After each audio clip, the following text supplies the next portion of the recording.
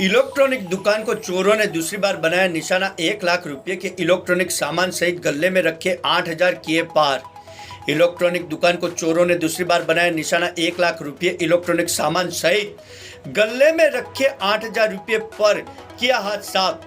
जिले में चोरी की वारदातें थमने का नाम नहीं ले रही है। बीती रात चोरों ने शहर के डूंगरपुर उदयपुर मार्ग पर राजपुर घाटी के निकट स्थित माधव मार्केटिंग इलेक्ट्रॉनिक दुकान को दूसरी बार अपना निशाना बनाया है। पीड़ित संजय जोशी ने बताया कि सोमवार सुबह करीब 6 बजे दुकान के पड़ोसी का मोबाइल पर फोन आया कि दुकान के पास वाली गली में दुकान का लकड़ी का दरवाजा टूटा हुआ है। सूचना पर दुकानदार संजय जोशी अपने मित्र के साथ दुकान पर पहुंचा तो देखा कि दुकान के पास वाली गली स्थित लकड़ी का दरवाजा टूटा हुआ है तथा टूटा हुआ दरवाजा गली में पड़ा हुआ मिला। संजय जोशी ने उसकी सूचना पुलिस को दी। संजय जोशी ने बताया कि इसकी दुकान में दूसरी बार चोरी हुई है।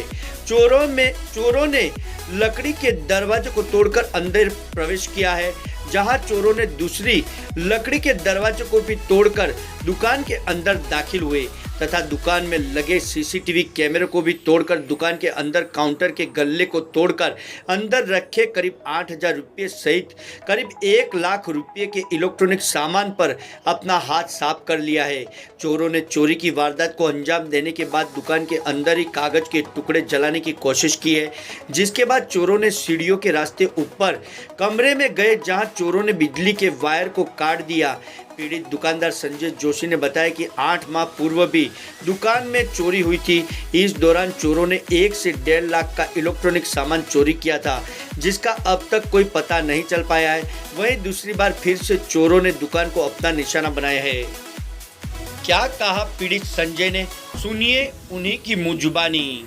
माधव मार्केटिंग से मेरे अभी फ़िलहाल चोरी हुई है। ये अभी आज सुबह मुझे सूचना मिली, शर्मा जी ने बताया आपका गेट टूटा हुआ। मैं आया अर्जेंट और देखा मेरे पीछे का गेट टूटा हुआ था और अंदर का गेट भी तोड़ के चोर कम से कम केस पड़े हुए थे और 8,500 रुपये केस पड़े हुए थे अप्रॉक्स में, और सामान पूरा बिखरा पड़ा है। और ये वारदात दी है चोरों ने पीछे का फाटक तोड़ के, और मेरा कम से कम 35 से 40 हज़ार का सामान ले गए हैं। और इसमें मेरे पहले भी चोरी हुई थी, मैंने कोतवाली थाना में रिपोर्ट लिखवाई थी। ये चोरी 8वें महीने में 2021 में हुई थी। 8वें महीने में मैंने रिपोर्ट दी। रिपोर्ट लिखने के बाद भी, FIR लिखने के बाद भी उन्होंने कोई कार्रवाई नहीं करी, आके सिर्फ फॉर्मेलिटी करके चले गए थे।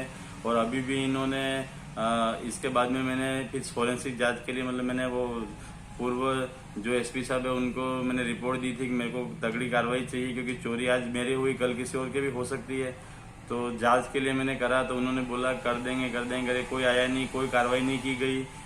फिर से मेरी दुकान पे आज चोरी हुई है 2022 में 25 तारीख को, 25/7/2022 को मेरी दुकान पे फिर से चोरी हुई है। आज भी आए थे, रिपोर्ट लिखवा दें करके देख के चले गए हैं। अभी क्या कार्रवाई करेंगे पता नहीं है, लेकिन मैं सख्त से सख्त कार्रवाई चाहता हूँ।